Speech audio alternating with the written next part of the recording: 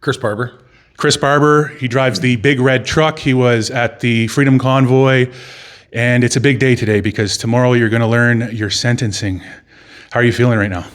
Well, the anxiety's there, but I mean, it's like I said before, it's you're on a train and you can't get off of it right now, so you might as well enjoy the ride.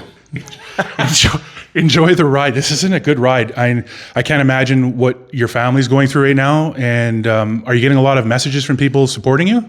Oh yeah. Every inbox is full on every social media app. My text messages are unbelievable right now. I'm trying to get back to everybody that takes the time to send me a message, but it's getting harder and harder. So we were listening to a story earlier of someone who didn't even know that this was still happening. I'm sure that's the case for many people. So they're probably going to be shocked to find out you're getting sentenced tomorrow.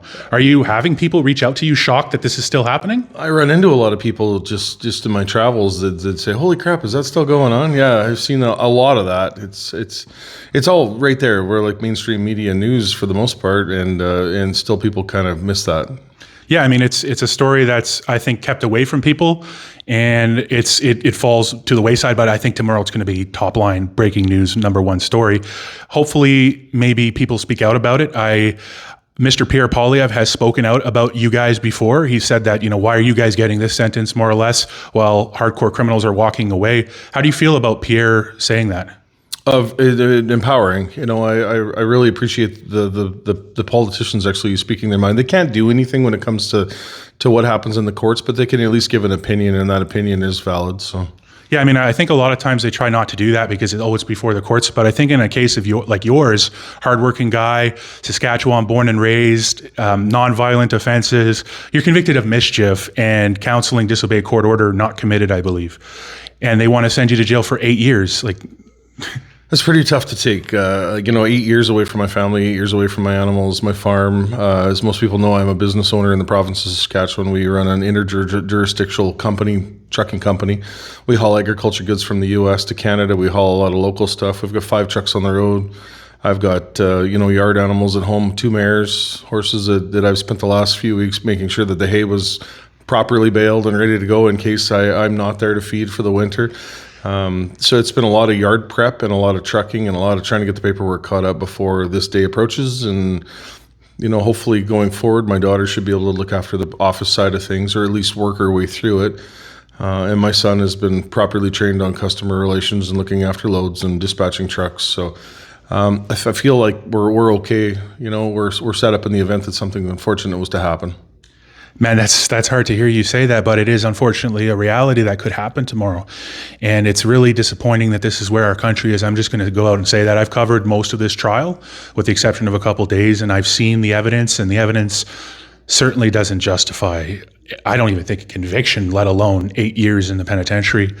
So who knows what's going to happen tomorrow? I hope that anyone who comes to Ottawa is acting in their right mind.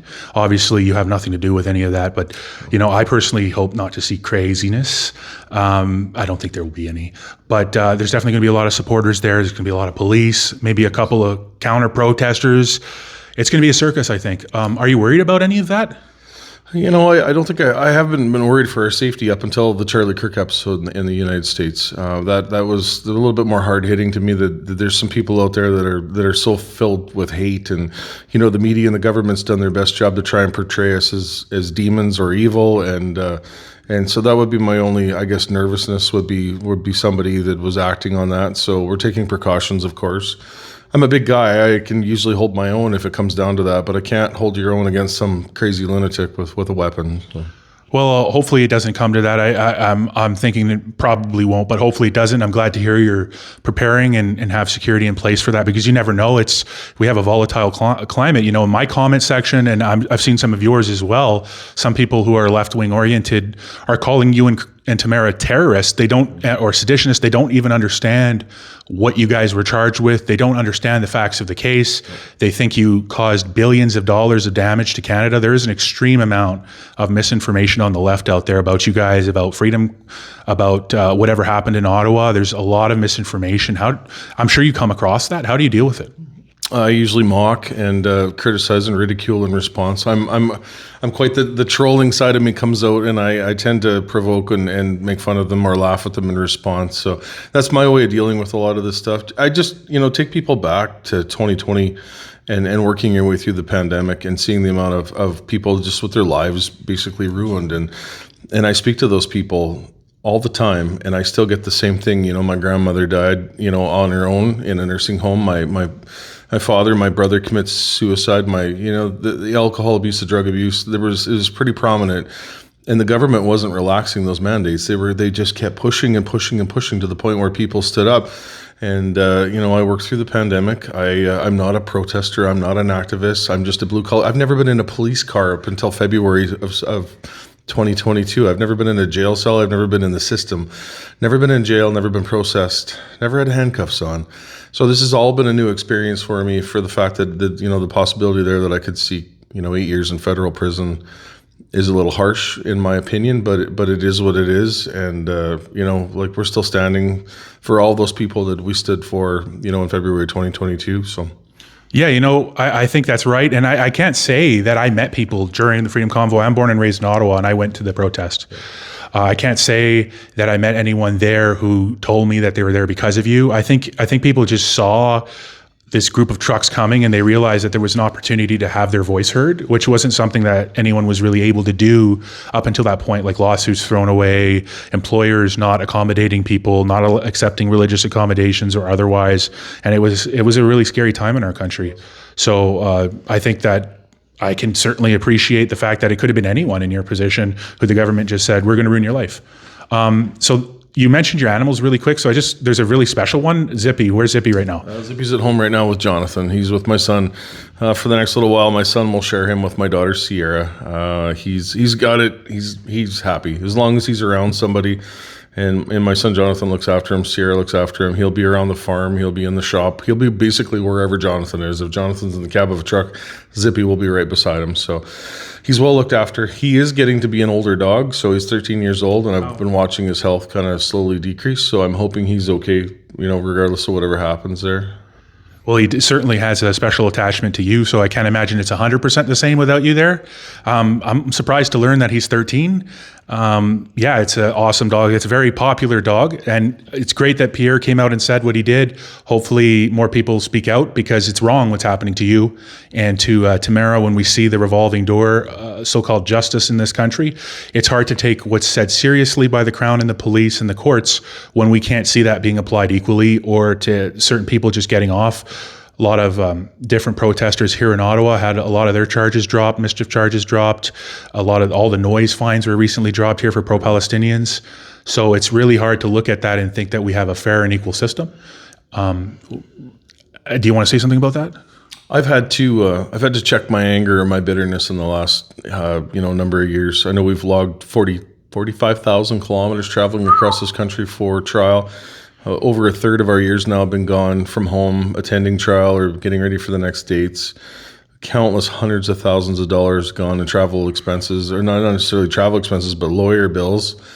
I can't even think of where my travel expense is right now. And to see protests that have been happening for the last 2 years in this country continue to this day, with elements of violence in it and extremism and hate, when the Freedom Convoy wasn't that. We were peaceful and in nature, and we did our best to work.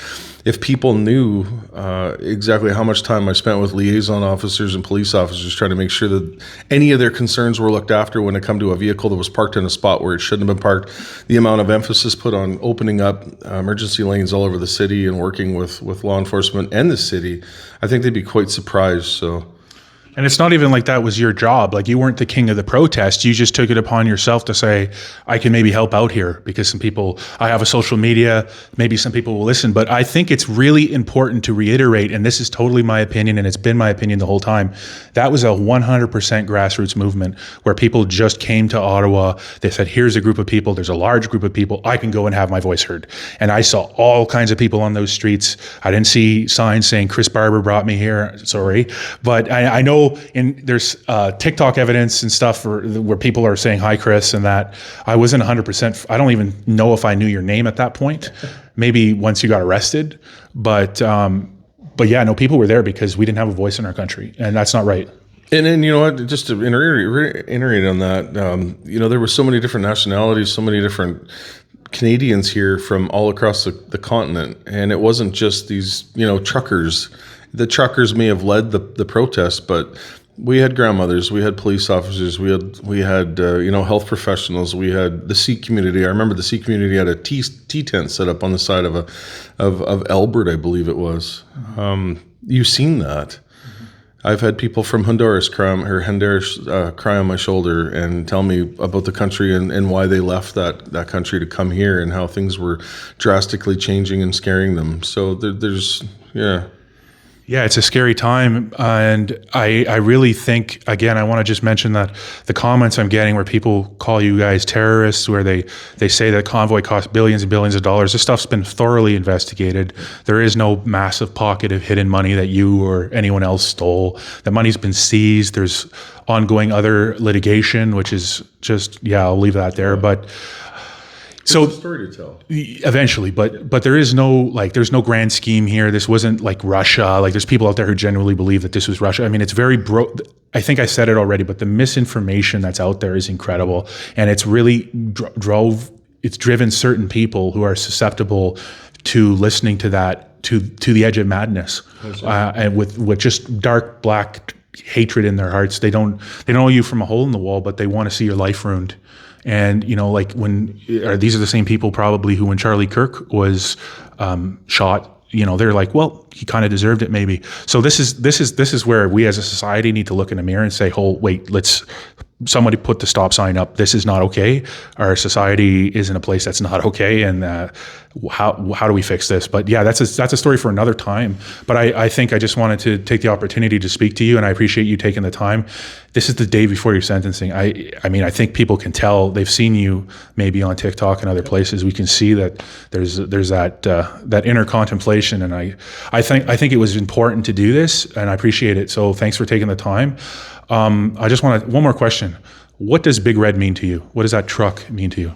It means my life. I've raised a couple children in that truck. I bought that truck it'll be November 26th. It'll be 22 years I've owned that truck. 3.4 million kilometers on it. I've basically touched every bolt from front bumper to back bumper. It is my baby, and I've been in love with that truck from the day I seen it in the showroom. When I went out on a limb when I was 22 years ago, and I paid $140,000 for that truck. If I was to buy that truck now from Kenworth, and you can't even buy that body style anymore, they've discontinued it. But I think it's approaching $350,000 to $400,000 to buy that truck. So I took a heck of a chance, and I worked my tail off for years to make sure that truck was paid for, and had a lot of financial responsibility behind it. And then once it's paid for, then you have to do the major breakdowns on it. It's had a couple engines in it. It's had I think it's got the second-time transmission in it. So it's been a good truck. She's my baby, and she never lets me down. So, and now that we mentioned this, you also said you had 5 trucks on the road. How many of those do you own? Those trucks? We own 3 trucks. My son's truck obviously got taken out in a wreck here about a month ago, and we're in the process of rebuilding that right now at home. And then we've got 2 independent owner operators that are there with us. And then we've got another truck. My lease operator, Jay Weedmark, passed away a few years ago suddenly. And we then bought the truck from his estate. My son is a business owner now with the company, so he's able to sign checks in the event that I'm not here, and I hope everything. And I mean, we can communicate and make sure things work properly if in the event that I am out of commission for a little while. That's a disaster. This is horrendous to hear. This is gut wrenching. You're a hardworking, regular Canadian guy. You're not some master villain, super criminal who's done something heinous, like you robbed a bank or anything. You went and you were at a protest, and you had a social media account, and you made some TikTok jokes. Yeah. You didn't call for anything great. You didn't.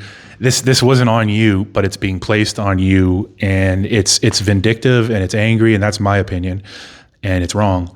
But thanks again for your time, and thanks for everything that you've done. And it could have been anyone. It could have been anyone, but it was you, and I think the country's going to remember that.